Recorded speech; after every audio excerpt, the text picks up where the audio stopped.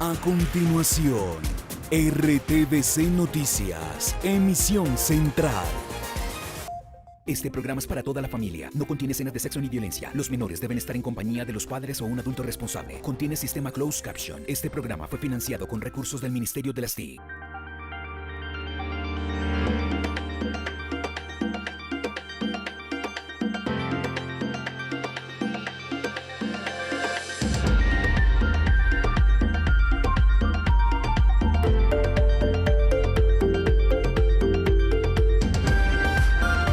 RTVC Noticias, emisión central. Atención, renunció Karen Abudinen al Ministerio TIC en medio del escándalo por el contrato de conectividad con centros poblados, en el que se entregó un anticipo por 70.000 millones de pesos. En Medellín ordenan la evacuación de al menos 30 viviendas por inminente colapso. Hay personas que no tienen a dónde ir. Ampliamos en minutos por RTVC Noticias, conectados 24/7. También hay estragos de las lluvias en norte de Santander, Magdalena y Tolima. Esperen la información regional con los periodistas de la Radio Nacional. Un año de la muerte del abogado Javier Ordóñez, víctima de un brutal procedimiento policial. Hay alerta ante posibles desmanes. En el 2020 la jornada dejó 13 muertos. Informe especial. ¿Qué pasó con las estatuas que derribaron en medio del paro nacional? Encontramos a Gonzalo Jiménez de Quesada envuelto en plásticos en un solar. Pero además, en el informe especial nos preguntamos por qué atacan monumentos que son símbolos de tragedias, como el de los 21 ángeles, que tuvieron que desmontar para que no los saquearan más. En Florida Blanca, Santander, más de 17.000 niños se quedaron sin recibir sus raciones del PAE. Al igual que en Piedecuesta, las autoridades suspendieron las entregas. Y en Noticias del Mundo hay novedades en Afganistán. Sale el primer vuelo de evacuación desde Kabul desde la retirada de las tropas estadounidenses. Y seguimos con nuestra serie 20 años del 9/11. Hoy les contaremos la historia de la colombiana que ayudó a limpiar la zona cero y que hoy padece graves quebrantos de salud. Como el de ella, son cientos de dramas similares. Y en deportes, comenzó con 242 ciclistas en Cali, la tercera parada de la Copa Naciones de Ciclismo. Esta es la última opción de clasificar al Mundial, que se cumplirá a finales de septiembre en Francia.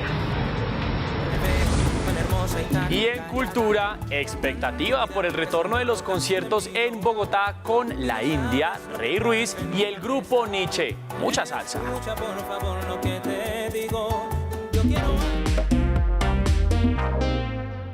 Renunció la ministra TIC, Karen Abudinen, en medio de la polémica por el anticipo de 70.000 millones de pesos en medio de un contrato para la conectividad en las regiones. En una carta radicada hace pocos minutos en el Palacio de Nariño, la ahora exfuncionaria insiste en que su actuar en medio de este escándalo fue transparente. Esta es la carta de renuncia de la ministra, en la que insiste que su proceder fue transparente. Lo que hoy se satisfacen lanzando humillaciones en mi contra, algún día, cuando se impongan la verdad en todo su esplendor, reconocerán su error. Nunca dudé en renunciar, pero sí quise permanecer en el cargo unas semanas para cumplirle al país. Tras la salida de la ministra, el gran interrogante es si será posible recuperar los recursos públicos, luego de que el ministerio entregara un adelanto de 70.000 millones de pesos para la instalación de Internet en los colegios de municipios apartados del país. El pasado 25 de junio se cumplió una audiencia en el MINTIC por el presunto incumplimiento, porque la garantía presentada por centros poblados para recibir el adelanto resultó falsa. El Banco Itaú, que presuntamente había emitido dicho documento, confirmó esa falsedad y por eso nunca se expidió una póliza. Para ese momento, el contrato fue caducado. Durante las investigaciones, se descubrió que el dinero recibido por centros poblados había salido a cuentas en el exterior. Hoy el problema es que, a pesar de las acciones del ministerio, el anticipo no aparece. Por su parte, el contratista se defiende y afirma que los recursos ya fueron invertidos en equipos. Y además, avanzan las investigaciones de organismos de control y el conteo regresivo para la moción de censura. Ese fue el panorama que derivó esta mañana en la inminente salida de la ministra Karen Abudinen del gabinete del presidente Iván Duque. Al menos un año podría tardar la recuperación de los 70.000 millones de pesos que el Ministerio de las TIC le pagó a centros poblados. Hablamos con el procurador responsable de buscar que los involucrados paguen hasta por daños y perjuicios. La Procuraduría interpuso una acción popular para recuperar los 70.000 millones de pesos del anticipo que por ahora no aparecen. Que hay muchos elementos para considerar que los recursos sí pueden llegar a ser recuperados, ya sea por vía de reintegro de los mismos o por vía de indemnizaciones. Si la acción popular no prospera, los implicados deberán pagar de su bolsillo. Ya estamos buscando 3 vías. La primera, la devolución de los 70.000 millones. La segunda, el pago de la cláusula penal pecuniaria que estaba sujeta al contrato, que son aproximadamente 49.000 salarios mínimos legales mensuales vigentes. Y una tercera cifra, que es los daños y perjuicios que todo este entramado le ha ocasionado al Estado. Este proceso de recuperar los recursos para que los niños de colegios rurales tengan acceso a Internet podría tardar mínimo un año. Judicialmente, la acción popular está prevista para más o menos un término de un año, y en últimas, las personas que están siendo investigadas por estos hechos también tienen derechos a defensa, lo cual, pues, de alguna manera puede dilatar. A la fecha, las actuaciones legales contra centros poblados se adelantan en la Fiscalía, Contraloría y la Procuraduría ante el Tribunal Administrativo de Cundinamarca.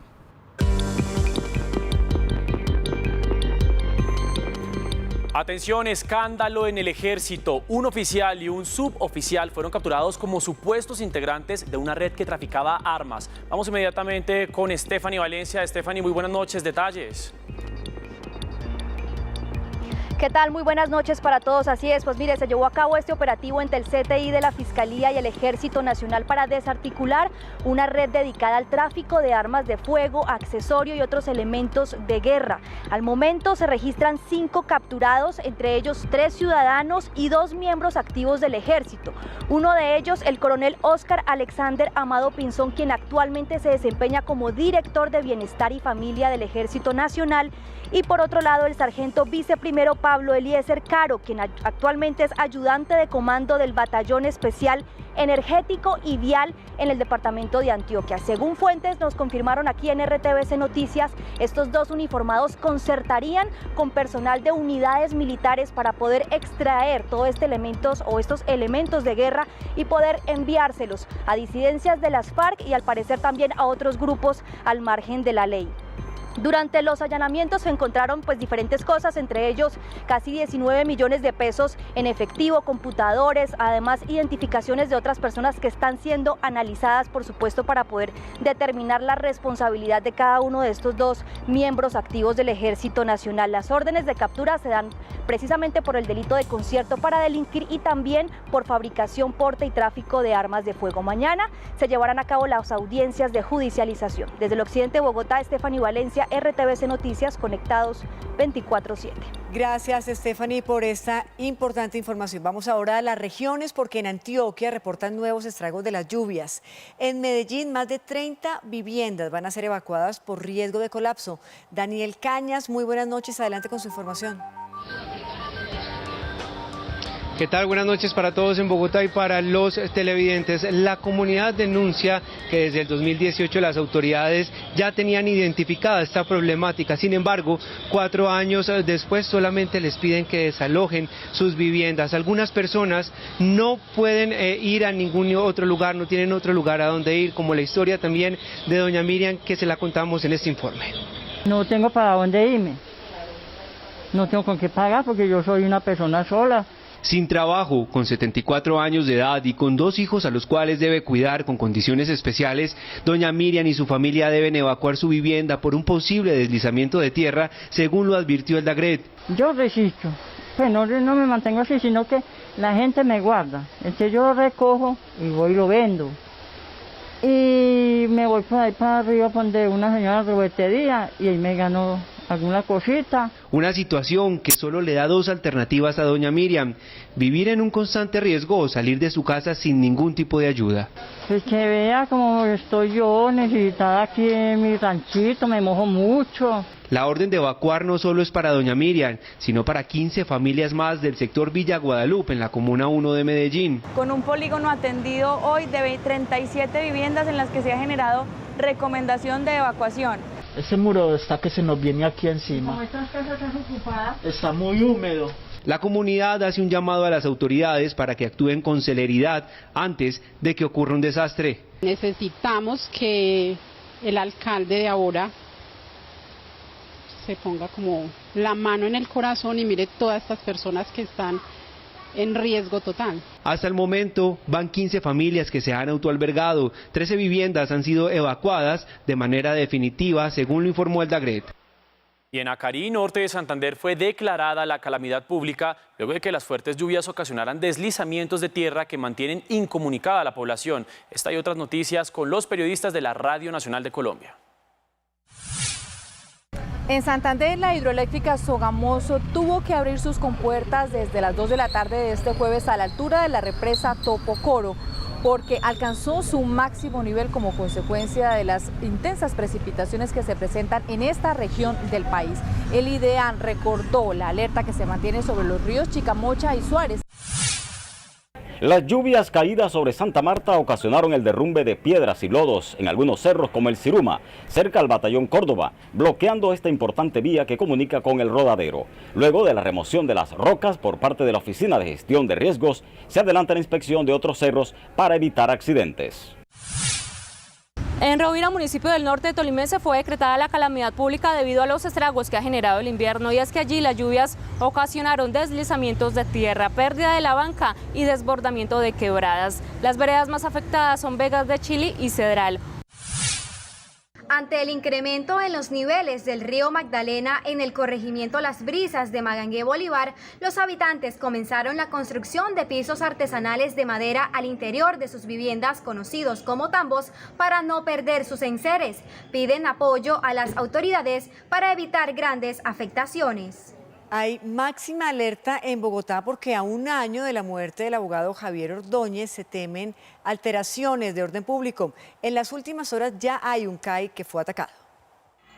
Esta acción de la última noche en Bogotá, el intento de incendiar el CAI de Bosa Brasilia con varios patrulleros adentro, coincide con una fecha, un año de la muerte del abogado Javier Ordóñez, víctima de un brutal procedimiento policial. El patrullero Juan Camilo Lloreda tendrá que pagar 20 años de prisión, mientras que Harvey Damián Rodríguez se declaró inocente. La familia espera que la justicia actúe. Cómo fue atropellado y cómo fue injustamente ultimado mi sobrino. Pero la fecha además ha generado reacciones en la administración distrital. La alcaldesa volvió a condenar el hecho y la ola de violencia que dejó al menos 13 muertos más en Bogotá y Soacha. Que fue detenido arbitrariamente, golpeado y asesinado por miembros de la policía al interior del CAI, 8 de ellas asesinadas por arma de fuego. 75 jóvenes de nuestra ciudad fueron heridos por arma de fuego esa noche. Y distintos grupos, como anoche en el CAI de Bosa Brasilia, estarían dispuestos a llevar a cabo graves alteraciones. El propio ministro de Defensa lo anunció. Tendremos un despliegue operativo especial para garantizar que aquellos que quieran hacer las manifestaciones las puedan hacer, como se ha venido haciendo a lo largo del tiempo. Pero no podemos permitir ni un ataque a un centro de atención inmediata. A esta hora, la alerta en Bogotá continúa, en especial en las localidades de Suba, Usme, Bosa y Kennedy. Y como en cada noche aquí en nuestra emisión central, vamos a nuestra pantalla para revisar cómo están las cifras en torno a la vacunación. Les contamos que en el país ya han sido aplicadas 36.657.856 dosis contra el COVID-19. Por otra parte, 15.066.025 personas ya cuentan con su esquema completo de inmunización, lo que significa un avance del 42,8% en el plan de vacunación. Y las dosis día ya son 100 192.572. Vamos ahora a hablar de las cifras en torno a la pandemia y les contamos que hoy en nuestro país se reportan 1.803 casos nuevos de COVID-19. Por otra parte, también hay que hablar de los decesos, de los fallecimientos. Lamentablemente, 53 personas fallecieron en las últimas 24 horas y el total de casos activos es de 23.058. En Cartagena fue confirmada la presencia de la variante Delta en una menor de 2 años y un hombre de 42 que no está vacunado. Son casos que no presentan síntomas asociados de gravedad, luego de identificarse los casos, están estables en sus casas. El gobierno afirmó que un posible cuarto pico de la pandemia podría darse hacia la última semana de octubre y que es una incógnita la mortalidad que podría tener. Después de 1 año y medio de pandemia, los hospitales de la subred Centro-Oriente de Bogotá no registran pacientes en UCI por COVID-19. El llamado que realizan es a no confiarse ni bajar la guardia. El distanciamiento social y la vacunación podrían ayudarnos a hacer que si existe un nuevo pico no sea tan alto como el que vivimos en las últimas semanas. En Colombia, 24.3 millones de personas cuentan con mínimo una dosis contra el COVID-19. Las regiones están a la espera de recibir las vacunas de Pfizer y AstraZeneca que arribaron al país en las últimas horas para continuar avanzando en la inmunización. En Floridablanca, Santander, fue suspendida la entrega de las raciones del programa de alimentación escolar. Sin embargo, en Piedecuesta, más de 9.000 estudiantes se verán beneficiados por la reactivación del programa. John López, muy buenas noches, como quien dice, unas de cal y otras de arena. Así es, Patricia, usted lo ha dicho, unas de cal y otras de arena. Pues la situación es la siguiente: mientras en Piedecuesta las autoridades locales se reunieron con la empresa contratista para poder reactivar la entrega de las raciones del PAE, donde se hicieron compromisos específicos, eso sí, para evitar que alimentos descompuestos lleguen nuevamente a los niños. En Floridablanca, por el contrario, la Secretaría de Educación decidió suspender la entrega a más de 17.000 estudiantes debido a algunas irregularidades que encontraron al interior de las bodegas desde donde se hacen los despachos de estos alimentos. En Floridablanca, más de 17.000 niños se quedaron sin recibir sus raciones del PAE. Las autoridades aseguraron que suspendieron la entrega luego de encontrar irregularidades en los alimentos que serían distribuidos. Pudimos evidenciar que no existe todavía los complementos nutricionales completos para poder hacer las entregas necesarias. Por su parte, en Piedecuesta, la interventoría del PAE confirmó que ya se reactivó la entrega de las raciones y explicó las causas de la presencia de hongos en los panes. El empaquetamiento de estos últimos baches de pan y de muffin de vainilla se hicieron con 2 o 3 grados por encima de lo que normalmente se debe empacar. El operador del PAE en Piedecuesta ofreció excusas y aseguró que no se volverá a presentar esta situación. Presentamos, por supuesto, disculpas a la comunidad, especialmente a nuestros niños, porque es el alimento para nuestros niños. Nosotros somos los más interesados en garantizar que ese alimento llegue en buenas condiciones. Aunque siguen llegando las denuncias, en esta oportunidad desde la vereda Guamo Grande. Según la fecha de vencimiento, ella vence el 1 de diciembre de 2021, pero viene totalmente inflada. Las autoridades pidieron a la comunidad hacer las denuncias respectivas para poner en evidencia las posibles fallas en la entrega de los alimentos. Cerca de 80 familias fueron desplazadas en zona rural de Argelia, Cauca, tras varios enfrentamientos entre grupos armados ilegales. Rubén Zúñiga, periodista de la Radio Nacional, nos amplía la información. Tras las confrontaciones armadas en Argelia, Cauca, las comunidades de las veredas Las Vegas y El Pinche, la zona epicentro de la disputa territorial entre disidencias de las FARC y el ELN, le han pedido al gobierno nacional respuestas sociales más que acciones militares. Una garantía de la tranquilidad, la movilidad y un derecho a la paz, pero el Estado no lo ha garantizado y tristemente ni con la fuerza pública. Mientras tanto, en la zona urbana del Plateado, entidades públicas y organismos humanitarios asisten a las familias desplazadas. Y se está buscando poder hacer una misión de verificación directamente en el lugar, lo cual había sido de extrema dificultad debido a que se mantenían los enfrentamientos en la zona. Hace más de 2 meses se presentan estas fuertes confrontaciones entre grupos armados ilegales en Cauca. Radio Nacional de Colombia y RTVC Noticias conectados 24/7.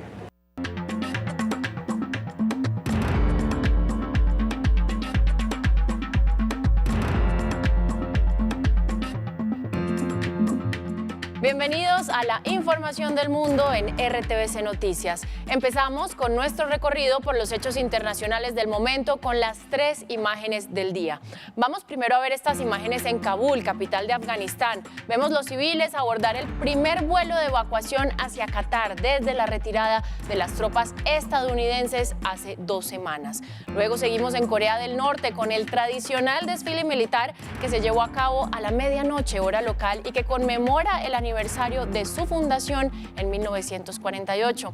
Y cerramos este recorrido con imágenes en el 9/11, porque hoy tengo la tercera serie de crónicas y reportajes del especial periodístico que nuestra redacción internacional ha preparado a propósito de los 20 años del atentado del 11 de septiembre de 2001 en Estados Unidos. Iniciamos. Comenzamos en Afganistán porque hoy salió el primer vuelo de evacuación de civiles de Kabul desde la retirada de las tropas estadounidenses. Cerca de 200 pasajeros locales y extranjeros llegaron al aeropuerto de Doha en Qatar y serán acogidos en un centro de refugiados de la capital.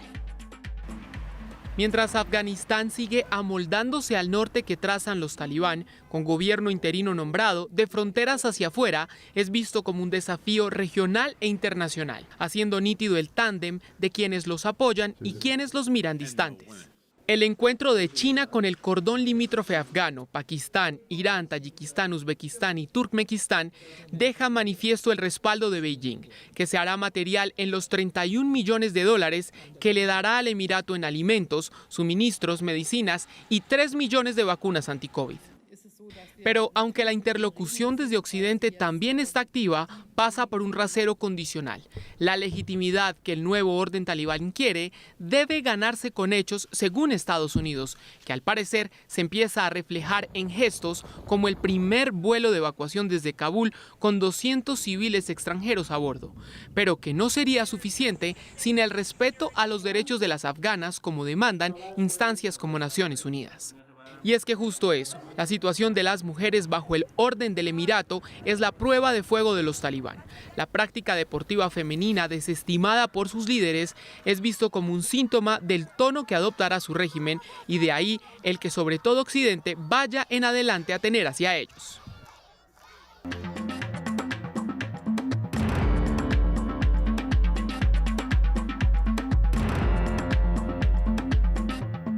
Esta noche en nuestro especial les tengo la historia de un hombre que perdió a su hermano mayor en el vuelo 93, el único de los 4 aviones secuestrados que no llegó a su objetivo el 11 de septiembre. Él se convirtió en portavoz de las familias de las víctimas y esta es su historia. Unos héroes. Ese es el calificativo que Gordon Feld le da a los 40 pasajeros y miembros de la tripulación del vuelo 93 de United Airlines que perdieron la vida luego de intentar fallidamente retomar el control del avión que había sido secuestrado por 4 yihadistas y que presuntamente iba con dirección al Capitolio en Washington, D.C. Entre ellos estaba su hermano mayor, Edward Feld, cuyo nombre se encuentra inscrito en el memorial del vuelo 93, un lugar al que ha ido un centenar de veces a lo largo de 2 décadas. Ese 11 de septiembre, la vida de Gordon cambió para siempre. Estaba ansioso sin duda, pero no tenía forma de saber el impacto devastador que iba a tener personalmente y para mi familia. Llamé a mi hermano a su teléfono celular y le dije: Ed, cuando aterrices llámanos, estamos preocupados, queremos saber de ti. Y luego, unas horas más tarde, recibí la llamada telefónica de Sandy, confirmando que estaba en el vuelo 93. Desde ese momento, Gordon comenzó a investigar a fondo lo sucedido y durante 20 años se ha dedicado a contar la trágica historia del vuelo 93. Esa mañana el avión se fue boca abajo directamente. En ese punto estaba invertido, viajando a unos 965 kilómetros por hora. El avión se estrelló contra las colinas arboladas de Shanksville, a unos 100 kilómetros al sureste de Pittsburgh, en Pensilvania. Estaban enviando equipos de rescate en caso de que hubiera sobrevivientes, pero realmente no quedaba nada. Básicamente se desintegró con el impacto y los escombros quedaron esparcidos sobre un área de 50 a 60 hectáreas, en lo que nosotros llamamos el campo de los escombros, que es ahora llamado Tierra Sagrada. Gordon es profesor especializado en niños y jóvenes autistas y se convirtió en el presidente de la Asociación de Familias de las Víctimas meses después de la tragedia. Su rol ha sido clave dentro de este memorial, finalizado en 2019 y que consiste en un parque de unas 900 hectáreas con la trayectoria final del avión como línea directriz y un muro de mármol blanco donde están grabados los nombres de las 40 víctimas. Esto le ha permitido sanar un poco el dolor por lo ocurrido. Para mí, estar involucrado en esto creo que me ha salvado.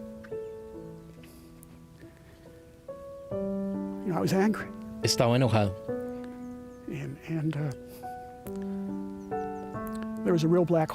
Y había un gran agujero negro en el que podía haber caído.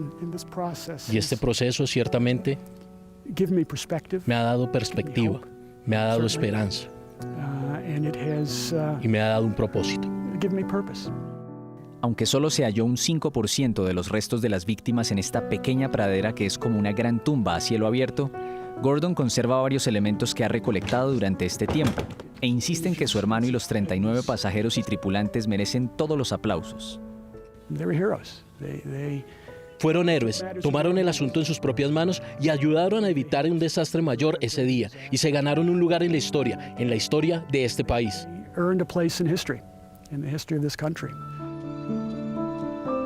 Gordon Felt piensa irse a vivir a Nueva Zelanda, país de su esposa, pero dice que volverá a su segundo hogar, al igual que los demás familiares que conformaron la Asociación de Víctimas del Vuelo 93, quienes unidos se han acompañado en su luto a lo largo de 2 décadas.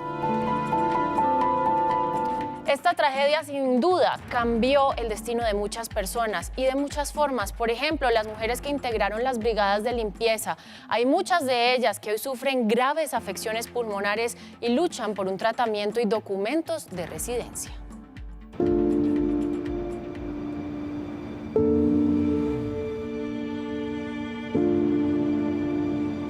A veces Rubiela Arias recorre las calles y esquinas donde dejó parte de sus pulmones, donde quedó casi toda su salud. A veces se para frente al mismo edificio donde hace 20 años ayudó a limpiar, en tareas largas y agotadoras, entre polvo, incertidumbre y pedazos de humanidad que a veces aparecían debajo de los escritorios. A veces, un hueso de ser humano, a veces, solo un zapato.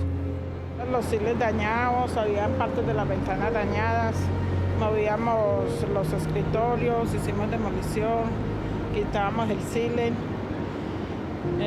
trabajamos en el rojo, se encontraba cuerpos también, pedazos de pie, zapatos. A veces Rubiela vuelve a septiembre de 2001, cuando fue una de las aseadoras que conformó los ejércitos que se necesitaron para remover la desgracia y limpiar el centro financiero del mundo que había sido atacado por Al Qaeda. Sentí la necesidad de ayudar, de estar ayudando aquí, de venir a ayudar a rescatar, a ver qué podía hacer.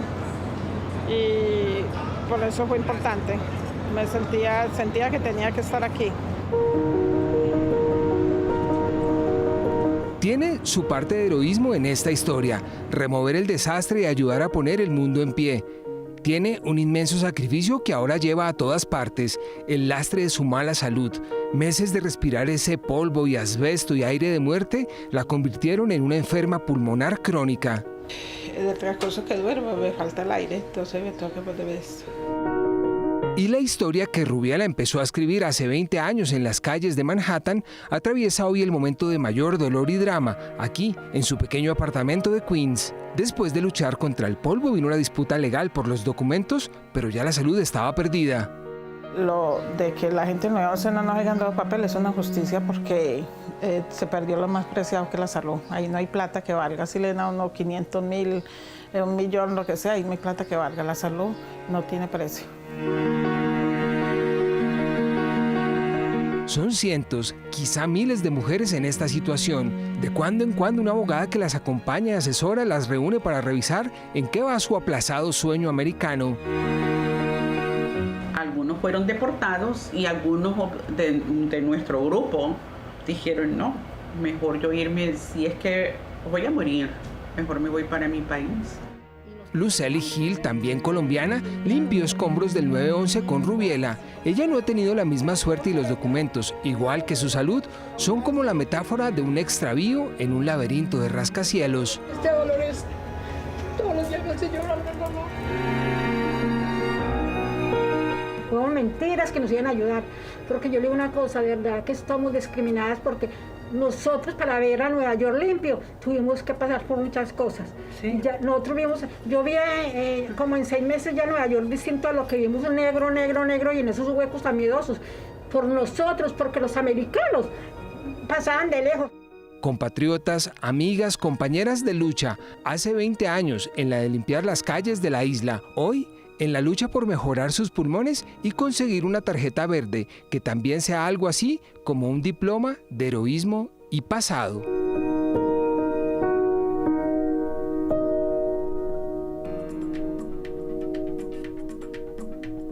Y más adelante tendremos más de este especial periodístico con historias que marcaron la vida de personas de esta fecha, el 9/11, el 9 de septiembre de 2001. Por ahora, Vanessa, siga usted con los deportes.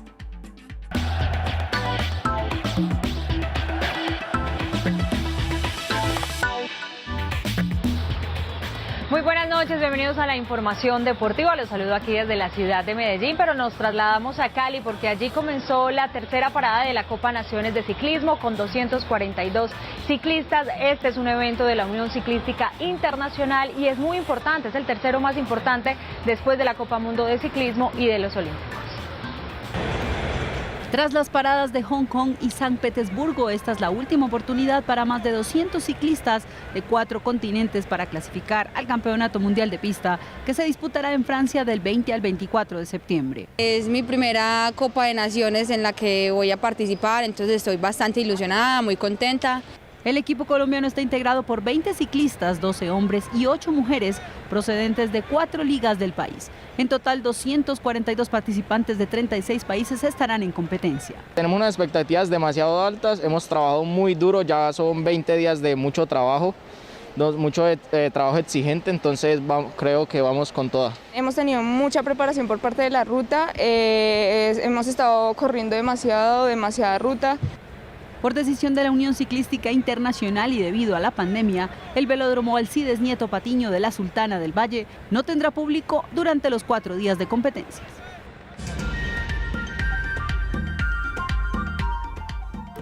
Les contamos ahora que la alcaldía de Bogotá tumbó el decreto que prohibía el tránsito de motocicletas con parrillero por el carril central de las vías. El problema es que esa norma era prácticamente desconocida por los conductores y seguramente por muchos de ustedes. Descubrimos que no es la única reglamentación que los ciudadanos desconocen. La prohibición del parrillero en Colombia se creó en los años 80 como método para combatir el sicariato. Hoy a la alcaldía de Bogotá no le suena como forma para reducir la inseguridad y por eso tumbó la prohibición de parrilleros por los carriles centrales de las vías principales. En ninguna de las 3 ocasiones anteriores hubo una mejora de las cifras por haber prohibido el parrillero en moto. 3 veces se ha intentado, ¿no? Aunque por esa prohibición se impartían comparendos, era desconocida o muy pocas veces se cumplía, pero esta norma no es la única que las personas no acatan o entienden. ¿Sabe usted si un ciclista puede transitar por un carril de una vía? Sé que no. Sé que para eso todos los andenes hoy en día tienen un espacio específico también para las ciclas. De poder, pues, de la reglamentación se supone que debemos andar por la ciclorruta. El Código Nacional de Tránsito contempla que los biciusuarios pueden transitar por la derecha de las vías a una distancia no mayor a 1 metro de la acera. ¿Cómo debe hacer el adelantamiento en la vía a un ciclista? Pues la más prudente que se pueda. No, el adelantamiento no sé a qué distancia. Separarse del borde del ciclista por lo menos unos 2 metros. La distancia para un adelantamiento a un ciclista es a no menos de 1,5 metros. ¿A qué distancia debe indicar un cambio de carril en la vía con las direccionales? No, exactamente no, como 300 metros creo que es. A 3 metros puede poner uno la direccional. Cuando cambie de carril en vías rápidas debe encender sus direccionales mínimo con 60 metros de anticipación. Con 60 metros de anticipación, yo no las enciendo con tanta anticipación y lo confieso. Oiga, Mateo, ¿usted conocía esas normas que acabamos de ver en la nota? La verdad, yo estoy como algunas de las personas que estamos escuchando en el informe, pues sí conocí algunas, la de los ciclistas en el carril derecho y pues obviamente la prudencia con la distancia, sí, pero pues las otras definitivamente no las conocía. Pero además de lo que nos contaba Sebastián, yo tengo una, que yo no sé si usted ha visto. Las mujeres embarazadas no pueden conducir, ni siquiera pueden estar de pato, como se llama comúnmente, en una moto. ¿Usted sabía eso? Bueno, no, y mejor le cuento. ¿Y las ha visto? Sí, pero sí he visto, también. Es que uno ve esas cosas, definitivamente. Bueno, ahí está el desconocimiento, pero yo mejor le cuento que es momento de revisar los indicadores con los que cierra la jornada, así que vamos con las cifras del día en RTVC Noticias.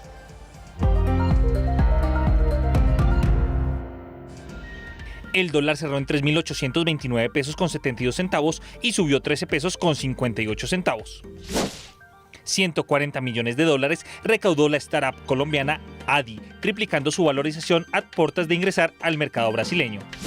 109 mil millones de pesos es el total de cupo de la nueva línea de crédito de Bancoltex para importadores impactados por los bloqueos en Buenaventura.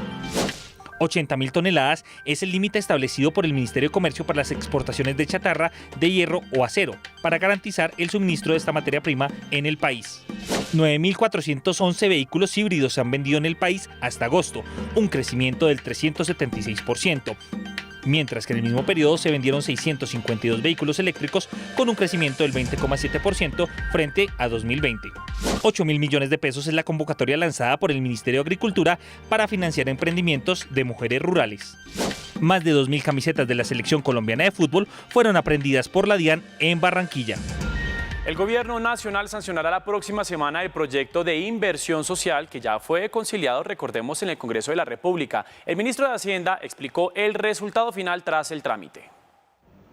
Con esta luz verde por parte del Legislativo se le dará continuidad a los proyectos sociales que adelanta el Ejecutivo. El programa Ingreso Solidario, que busca beneficiar ya no a 3 millones, sino a 4.1 millones de hogares en nuestro país, 14 millones de colombianos. Esta iniciativa tiene además de un propósito social, uno de sostenibilidad fiscal, de reactivación económica y el de generar rentas permanentes. Como resultado de lo anterior, el déficit fiscal irá reduciendo gradualmente hasta llegar a 2.7% del PIB. El gobierno resaltó que con esta figura que tuvo conciliación en el Congreso de la República se logrará un crecimiento del 6%. Y que Colombia sea una de las economías que, como dice The Economist, es la sexta con mayor cercanía a la normalidad en este momento. De otra parte, el ministro de Hacienda anunció que habrá días sin IVA para lo que resta del año. Vamos a presentar una reglamentación a través de decreto en conjunto con la DIAN para esos 3 días sin IVA.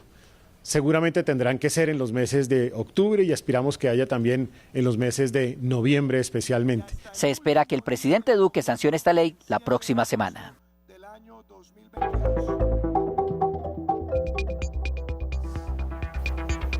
Informe especial en RTVC Noticias. En los próximos minutos veremos qué está pasando con los monumentos y las estatuas del país. El vandalismo disfrazado de protesta obligó a que estos símbolos tuvieran que ser guardados para evitar su destrucción. Tenemos las voces de los historiadores y expertos que analizan el presente y el futuro de estas obras de arte ubicadas en los espacios públicos. Los testimonios de los ciudadanos que no entienden cómo unos pocos dañan un monumento simbólico como el de los 21 Ángeles en Suba, en Bogotá. Y las cifras. Veremos en números cuánto cuesta restaurar un monumento y cuál es el inventario existente en el momento de estatuas en Bogotá. Iniciamos. Una polémica histórica y cultural se ha desatado por la presencia de monumentos y estatuas en algunos lugares del espacio público en las ciudades. En Bogotá, por ejemplo, varios de ellos fueron vandalizados y tuvieron que ser bajados para protegerlos y restaurarlos. ¿Qué ha pasado con estas obras de arte? ¿Cuál es su futuro? En la siguiente crónica hacemos un recorrido por 3 sitios que fueron afectados durante las protestas.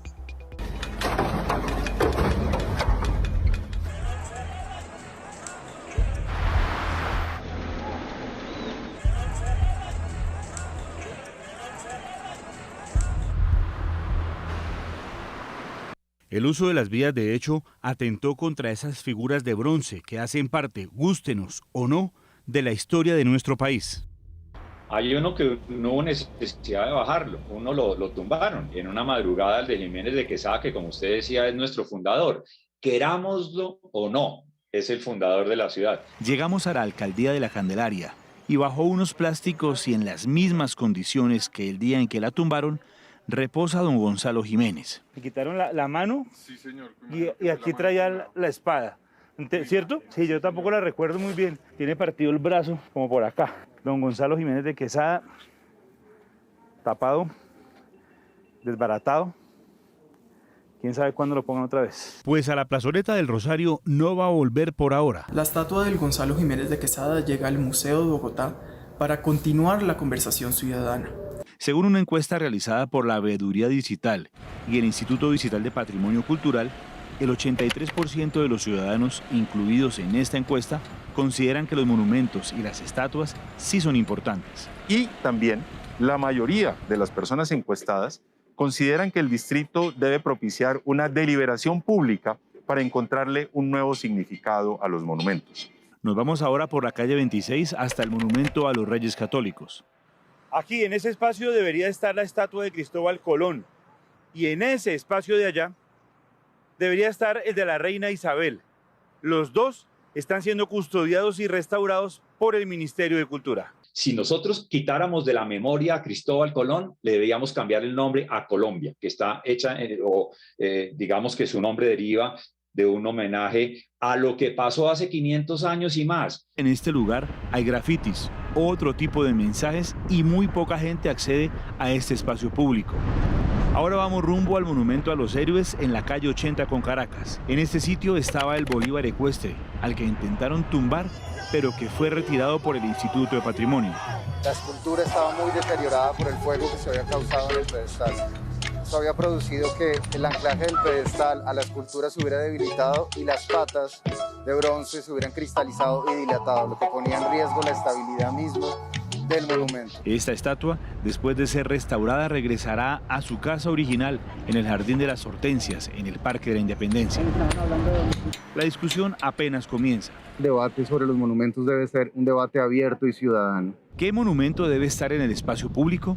¿Vale la pena invertir tanto dinero en su recuperación? ¿Son tan relevantes para nuestra historia? Las respuestas a esas preguntas seguramente serán las que permitan tomar decisiones eficientes frente a esta monumental polémica. Y en el caso de los monumentos históricos, algunas personas justifican que no pertenezcan o no permanezcan en el espacio público, pero hay otro tipo de monumentos con simbolismos diferentes que también tuvieron que ser retirados porque los estaban destruyendo.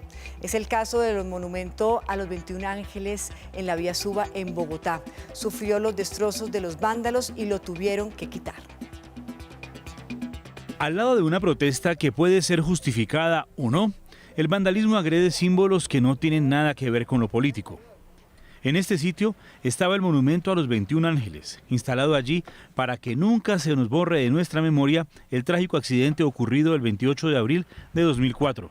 19 menores de edad y 4 adultos murieron al quedar sepultados bajo una enorme recicladora de asfalto de 40 toneladas de peso. Eso que están viendo es el momento en el que el monumento es retirado de su lugar ante la sorpresa de los transeúntes. Que no lo quiten, señor, por favor. Ese es un pedido lógico, pero la constante vandalización del monumento no dejó otro camino. Muy brutalmente afectada. Le amputaron primero las manos, después le amputaron un ala, el ala izquierda y después el ala derecha. Y sufrió muchas afectaciones aparte de todo ello. Esto lo rayan lo pintan, ¿no? Señor, lo pintan cada rato. Y yo paso con mi esposa a veces o solo y vuelven y lo rayan. Es una rabia contra todo lo establecido. La indignación por la agresión a un símbolo noble es natural. Me parece una falta de respeto, ya que es algo del accidente que pasó esa vez. Algo positivo sale del doloroso hecho de quitar el monumento. Por lo menos ya sabemos que no van a seguir vandalizándola y hay que restaurarla porque mutilada en el espacio era un mensaje terrible.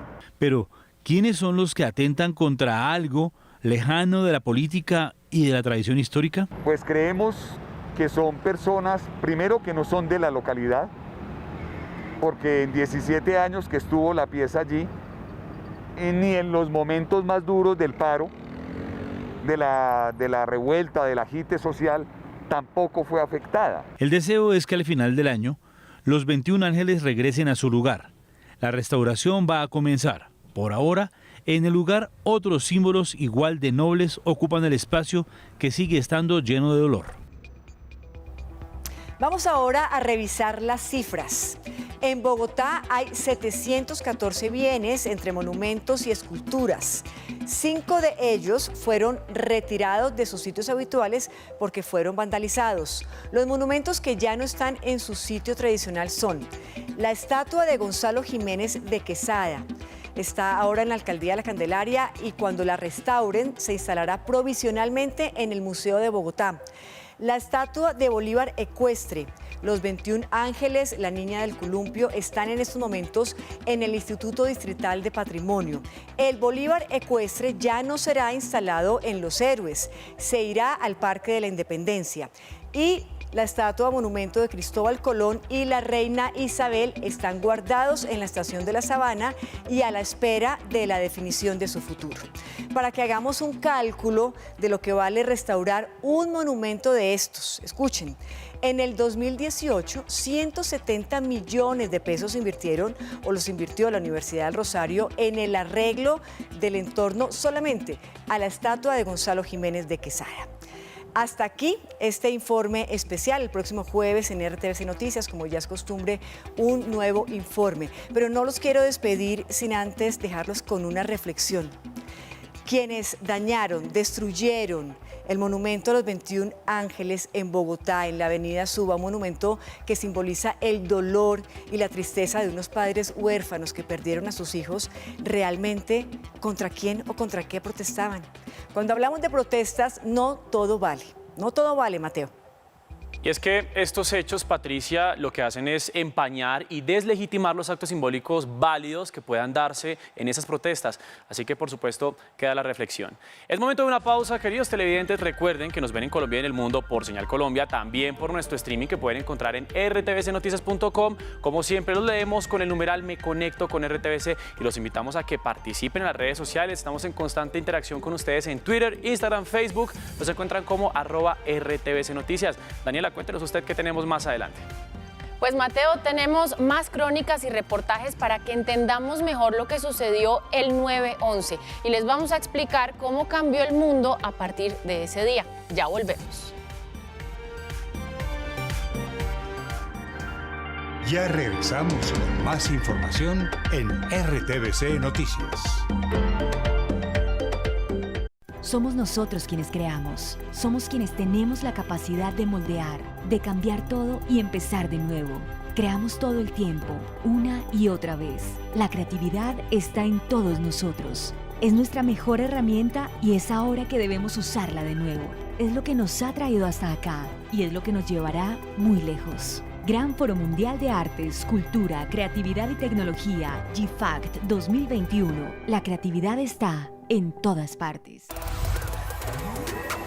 Los 16 mejores MCs del país se enfrentan en una arena épica para conocer quién será el campeón de Red Bull Batalla. No te lo pierdas exclusivamente este sábado 11 de septiembre a las 8 de la noche por Señal Colombia. ¡Yeah!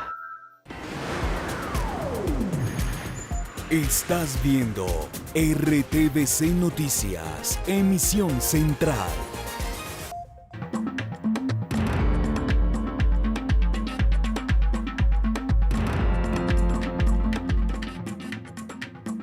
Regresamos con información de los hechos más importantes del mundo y la crisis migratoria de Venezuela se agudiza cada vez más. Según el reporte de la Plataforma Regional de Coordinación Intergerencial para Refugiados y Migrantes de Naciones Unidas y la OIM, se calcula que 6.024.351 ciudadanos venezolanos han abandonado su país y se han asentado en otros 33 países. Es decir, el 20% de la población de Venezuela. Y atención, porque esta podría ser la migración más alta en el mundo, superando a Siria. En otras noticias, la Guardia Costera italiana rescató hoy a 125 migrantes que viajaban en 2 barcazas y que habían quedado varados debido al mal tiempo. El rescate ocurrió en un pequeño islote al lado de la isla italiana de Lampedusa. Entre ellos había 49 mujeres y 20 menores de edad que, según las autoridades, estaban evidentemente en shock, pero en buenas condiciones de salud. Según cifras oficiales, más de 24.000 migrantes provenientes de África han llegado este año a las costas italianas por el Mediterráneo.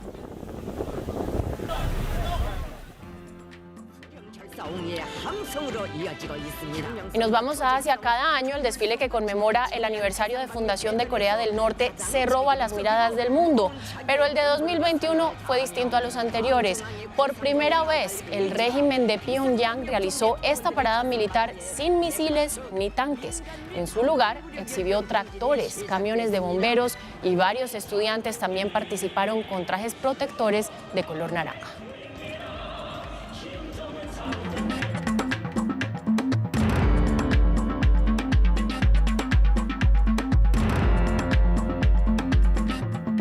Seguimos con más historias en nuestro especial periodístico. En medio de la angustia, los hábiles reporteros gráficos que trabajaban en la Gran Manzana captaron los momentos más significativos del ataque a las Torres Gemelas, la caída de los edificios y los rostros de los afectados, entre otras imágenes, quedaron para la historia. Momentos importantes de lo sucedido el 11 de septiembre de 2001 fueron captados por las lentes de hábiles reporteros gráficos.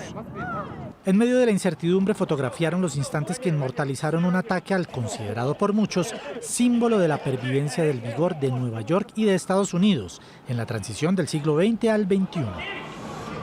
A las 9:02 con 57 segundos, esta foto fue tomada por uno de los reporteros de la agencia AFP. Es el vuelo 175 de United Airlines, que se estrelló contra la torre sur del World Trade Center 3 segundos después. Las densas columnas de humo inundaron Manhattan. Asimismo, el polvo producto de la caída de los edificios ahogó el sector que años después fue conocido como la Zona Cero.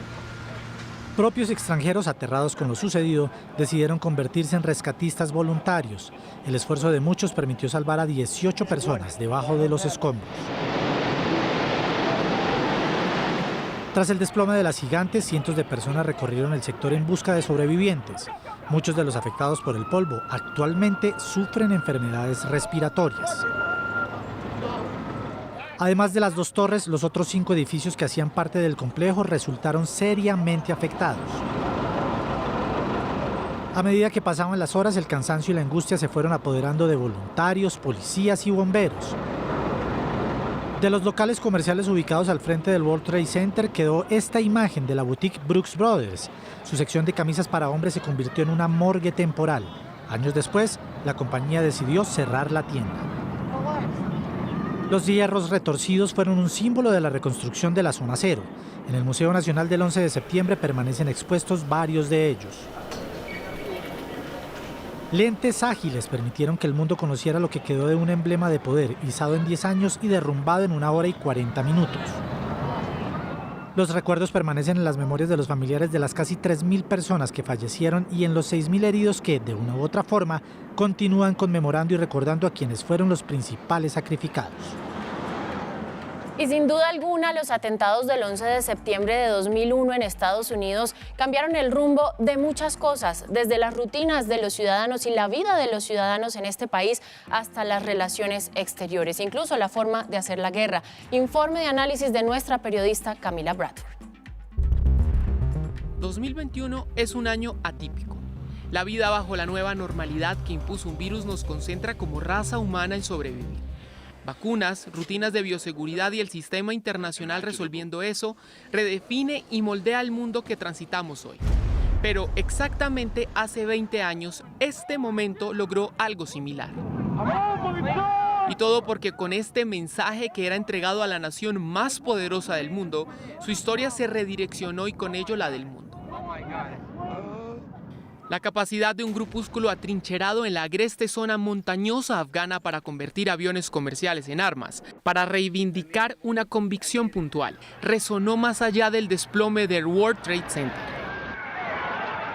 El eco de esa acción ha sido de 20 años con un cambio de orden y de ángulo de la mirada geopolítica global. El miedo hoy al COVID es equivalente al que nació ese día y que pervive a los ataques de esa índole a la vuelta de la esquina. Si asumimos el mundo como un tablero de un juego de mesa, sin duda las fichas enfrentadas dejaron de ser solo estados, sumando actores privados. Llámense Al-Qaeda, Estado Islámico y demás facciones armadas con nortes amparados en sus confesiones religiosas, lo cierto es que lo contencioso se descolocó. Ahora los gobiernos enfrentan células, mafias y redes con capacidades terroristas. Y es que ligado a ello, estas 2 décadas han tenido ese factor común. El terrorismo se convirtió en rutina y en la amenaza latente en cualquier latitud del mundo. Francia, España, Reino Unido, Alemania o Nueva Zelanda han sido algunos de los blancos como Estados Unidos aquel día de septiembre de 2001, donde el lenguaje y mensaje de esos actores se ha hecho real en detonaciones, inmolaciones y ataques armados contra poblaciones civiles, donde esos grupos ponen la mira y quieren expresarse. De ahí que la migración global se replanteara, sus filtros se reforzaran y que hasta la aviación definiera protocolos antiterrorismo para no repetir el uso bélico de las aeronaves. Con ese cambio en la sensación de seguridad global, escalonada ha sido la reinvención de la guerra como tal. La sofisticación tecnológica fue casi un orgánico reflejo de lo que debía hacerse, porque la vulnerabilidad de las naciones, hecha manifiesta incluso en la gran potencia ese 2001, derivó en radares, satélites, escudos antimisiles, diplomacia en una versión 2.0 de la Guerra Fría e incluso la carrera casi a escalas de ciencia ficción de herramientas para reconocimiento de cuerpos posterior a atentados, para prevenirlos o perseguir a sus perpetradores. Ese cambio de foco del enemigo oculto y amenazante y los 20 años de guerra en suelo afgano también removió el ajedrez geopolítico en 2 vías. La afanosa necesidad de truncar cualquier asomo de desarrollo nuclear como el iraní y el tono cooperativo para concretar eso y para en adelante trabajar en coaliciones para todo, para el comercio, para la defensa, incluso el medio ambiente, bajo la no pedida pero impuesta ilusión de enemigos comunes desde ese 11 de septiembre. En 20 años nuestro mundo cambió, nuestro norte varió, nuestro planeta se enfría, se calienta, nuestro hábitat adoptó amenazas más complejas, agresivas y retadoras. Lo único constante, lo único común es que como humanos somos vulnerables y que esa condición ha sido nuestro mejor atributo, ser capaces de adaptarnos, un instinto innato por sobrevivir, aún en un mundo donde nosotros mismos a veces no somos capaces de compartir. Y en RTVC Noticias seguiremos acercándolos a ustedes a través de historias y de hechos a esa fecha que, como lo dice nuestra periodista, marcó el mundo. Es todo por hoy en la información. Mateo, siga usted con más. Continuamos con más noticias y ahora vamos con información cultural. El próximo 9 de octubre, la salsa se va a tomar el Movistar Arena con la presentación de artistas como la India, Rey Ruiz, Mikey Taveras y también el grupo Nietzsche. Será el regreso de los grandes conciertos de manera presencial.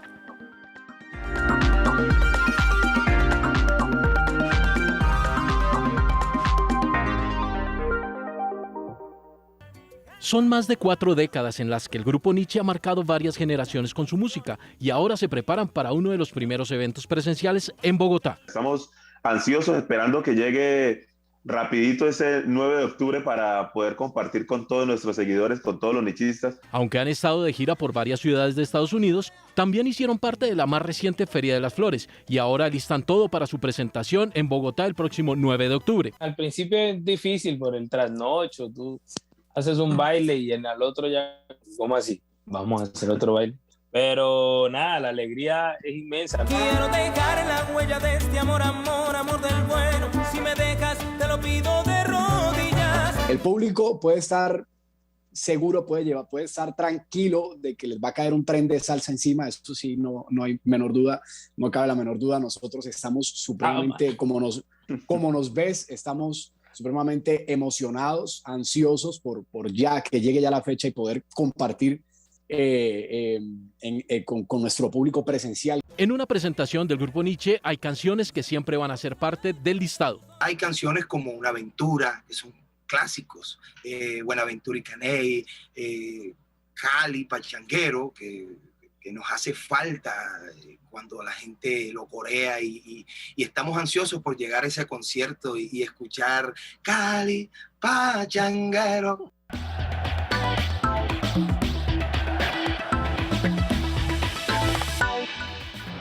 Y seguimos con la información deportiva porque hace pocos minutos se terminó el partido en el Estadio Metropolitano entre la Selección Colombia y la Selección Chilena en esta última fecha de eliminatorias, o en esta triple fecha de eliminatorias.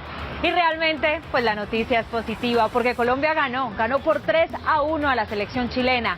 Figura Miguel Ángel Borja, que marcó doblete y además se convirtió en el doblete más rápido en la historia de las eliminatorias porque marcó en el minuto 19 y en el minuto 20. Solamente 88 segundos de diferencia entre gol y gol. Después el guajiro Luis Díaz también le dio la alegría a nuestro país. 3-1 terminó el compromiso con una muy buena actuación de nuestra selección. Desde el minuto 1, Colombia salió a ser protagonista. Aquí los goles y la celebración.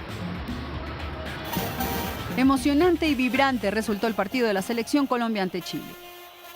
A los 2 minutos del primer tiempo, Colombia le dio el primer aviso a Chile. Con esta jugada de media distancia de Juan Fernando Quintero, que con intervención del VAR fue anulada por fuera de lugar. Y Colombia no dejó respirar a Chile. A los 15 minutos se pitó esta falta sobre Luis Díaz en el área. Luis Miguel Borja, el encargado de anotar el primero para la tricolor. Solo un minuto después, Rafael Santos Borré se inventó esta jugada y nuevamente Borja anotó para Colombia.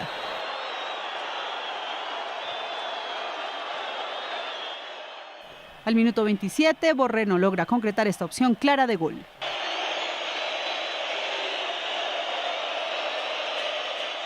En el segundo tiempo, Chile se sacudió y desde los primeros minutos controló el partido.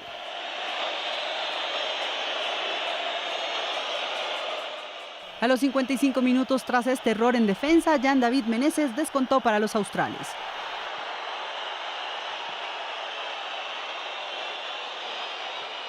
A los 68 minutos, Borré salió por Muñoz y Borja por Roger Martínez.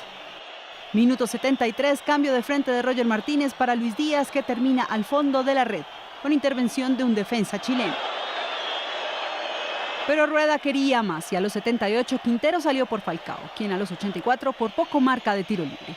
Colombia aguantó y gustó y al final se llevó los 3 puntos que lo mantienen con vida rumbo a Qatar.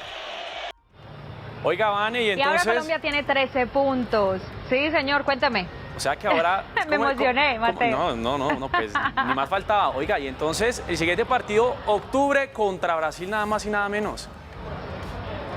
Así es, señor. Siguen las fechas de eliminatorias, pero en el mes de octubre. Pero este resultado ante Chile nos deja muy bien. Un respirito para lo que había pasado ya ante Bolivia y Paraguay. Pero yo con esta sonrisa, con esta alegría, que yo sé que ustedes también tienen en estudio y tenemos en toda Colombia, me despido y despedimos de una vez esta emisión de RTVC Noticias. Les envío un abrazo muy fuerte, compañeros. Chao. Pues es que si no le ganábamos a Chile con un técnico que estuvo al frente de este equipo chileno, pues... ¿quién sabe quién le ganábamos entonces? Muchas gracias a ustedes también por su sintonía. Usted me conoce, Vanessa, y sabe lo que pienso respecto al fútbol. Hasta aquí nuestra emisión. Una feliz noche. Somos RTVC Noticias, conectados 24/7. Chao, chao. RTVC Noticias, emisión central.